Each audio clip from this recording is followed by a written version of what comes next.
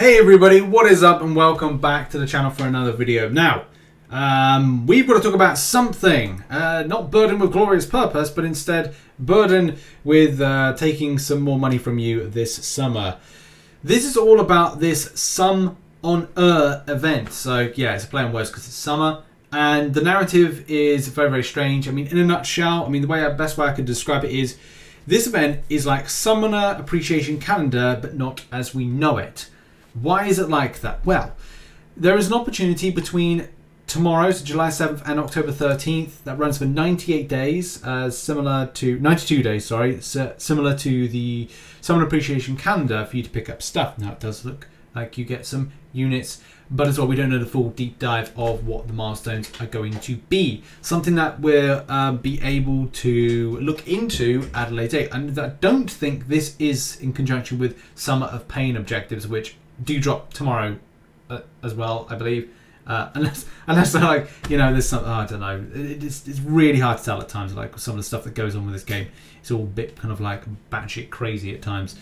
So yeah, TLDR for this is complete solo objectives daily, hit milestones in the Summoner Camp, earn rewards tokens, trade tokens for bundles, unlock more bundles, repeat optional purchase of the Summoner Resort Pass Plus for additional set of milestone rewards. So there is an additional narrative to spend. You spend, you get more, it seems.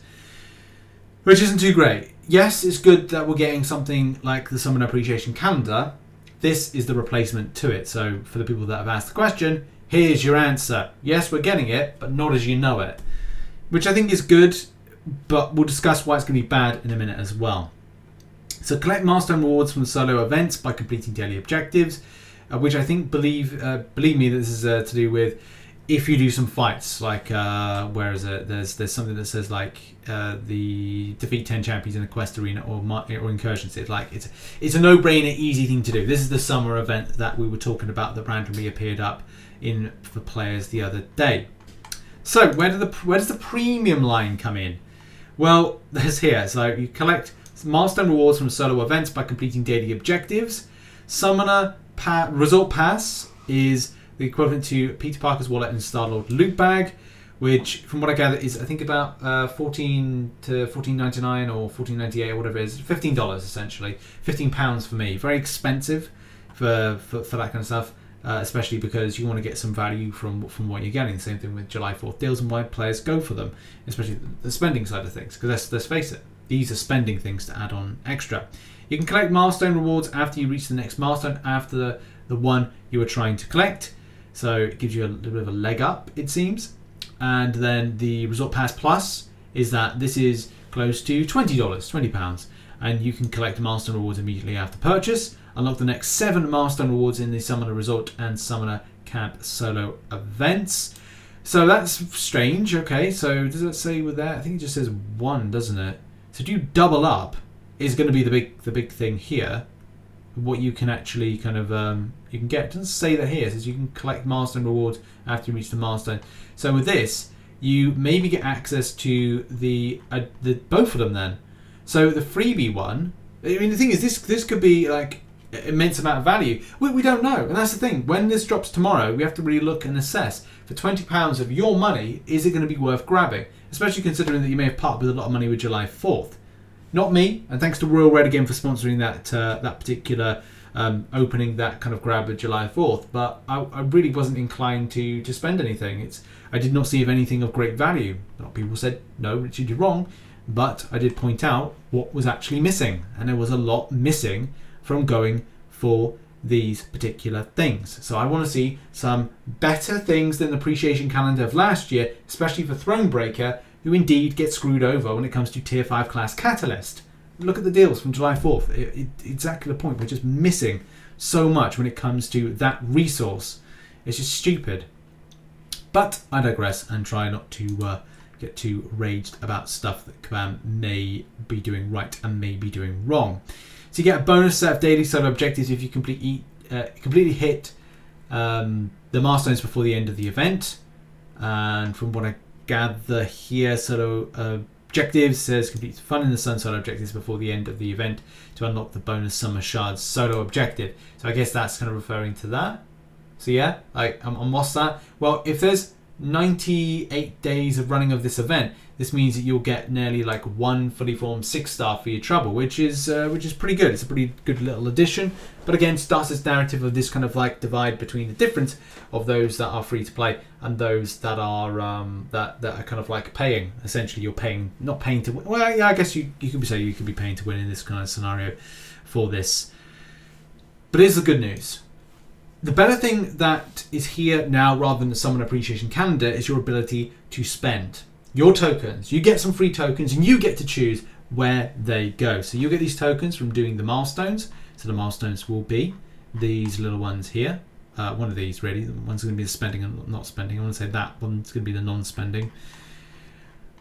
And then you're able to spend them in here. So you're able to choose what you want. And that's the great thing about it. You know, buy things that you want with your currencies, with your tokens. So you'll get like standard milestone stuff, but at the same time you'll be able to spend them how you choose. So you get to pick your own rewards. So you'll get tokens and go like, okay, well, I'll get that, or maybe I'll get that. I guess the problem is like, and this is why we need to do the comparison. This is why it's so important for me to do a video either tomorrow or Thursday that just goes, are you going to get shafted by this year's Summon Appreciation Calendar replacement? That is going to be the big thing, because there may be limitations to what you can achieve. Because you could say like, okay, well, maybe there's a limit to the amount of shard tokens I'm able to pick up, and that means that the amount of 6-star shards is not applicable to me as a player. That's something that's very important to mention. But we'll deep dive that and have a look at it down the line, especially because there may be people that are from various different walks, you know, uncollected.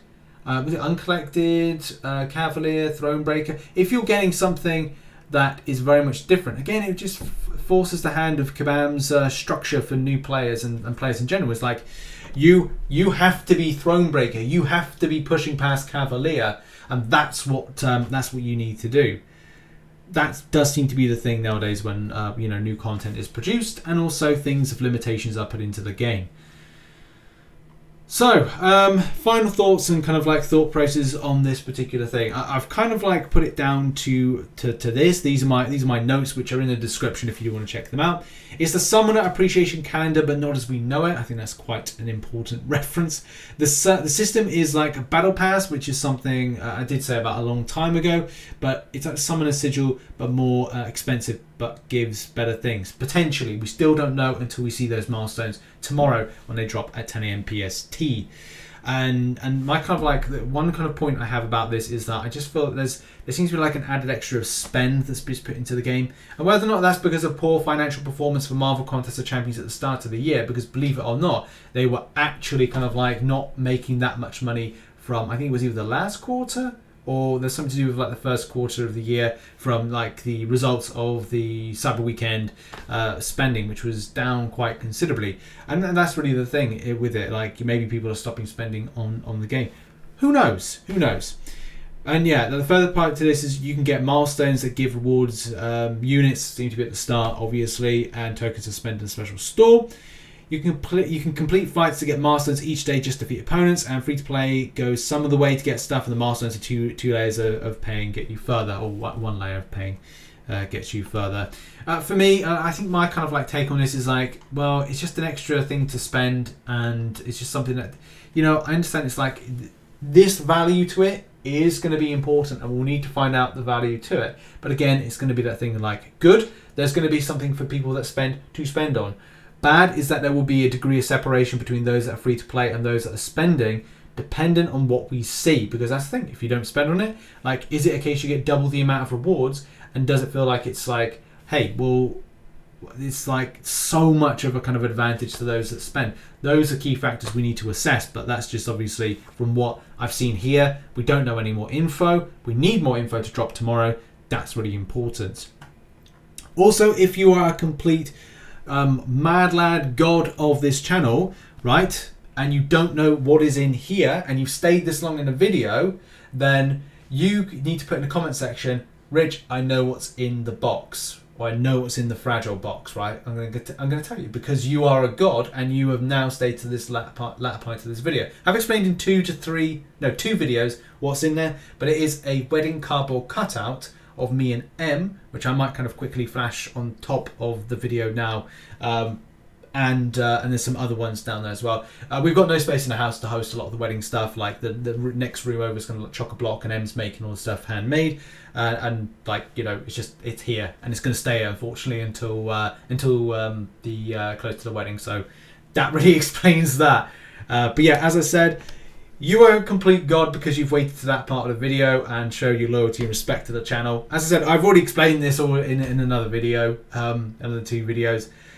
So yeah, if people still ask the question, I only saw that because someone put something on like a Reddit post about like what is in there, and it's like messing around with their OCD. So there you go, you've learned it. You can share that along, but you put in the comment section, Rich, I know what's in the box, and that means that I know that you are watching this content from start to finish. Appreciate you, much love, and we'll cover this in more detail when it drops tomorrow or on Thursday. So yeah, appreciate you. Thanks for watching. Bye bye.